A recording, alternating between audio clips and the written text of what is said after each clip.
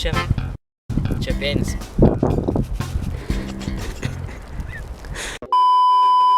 Sveiki.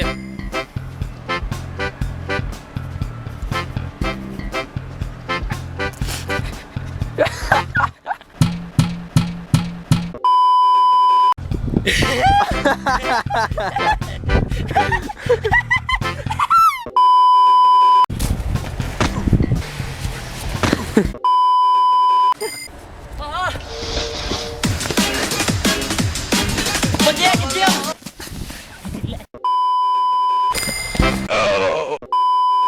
Ir iš karto norėčiau pasakyti, kad jis yra pyderas.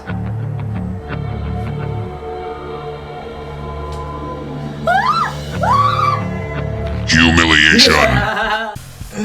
Spragėsiai. Ir iš karto žinau, kad manas gali būti paklaustas, kas jis tokia per būtybė. Jisai yra valkata. Suka, blė. Gerai, juokauju. Jisai yra labai geras mano klasiokas, kuriam patinka mušti vaikus.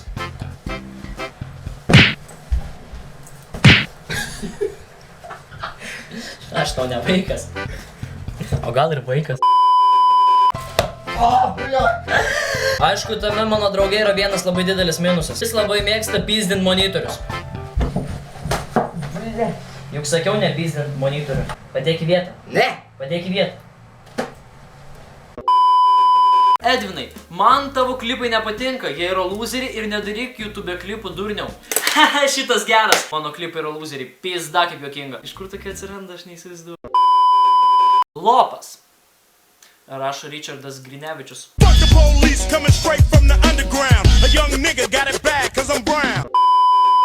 Mink nahui kavas. Hebra, jeigu jūs norit įžeist kokį nors žmogų, mink na X tiesiog nepakanka. Reikia gale pridėti kavas, tada žmogus labiausiai įsižydžia. Prasme, čia nauja formulė. Tu duhas. Žiūrėk, matai šitą padelį? Įsivaizduok, kad šitas padelis yra tai, kaip man rūpi tavo komentaras. Matai? Jisai yra tušia. Kopijuoji Faustą Kizikį.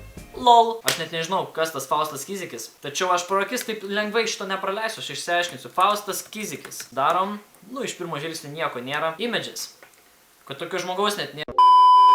Lochas. Tu esi lochas. Tu esi lochų lochas, blėt. Ne, rimtai.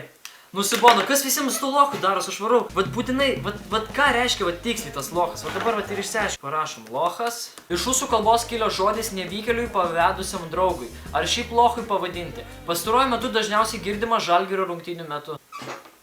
Yra netgi keli pavyzdžiai. Skaitei Meistrą ir Margaritą? Ne.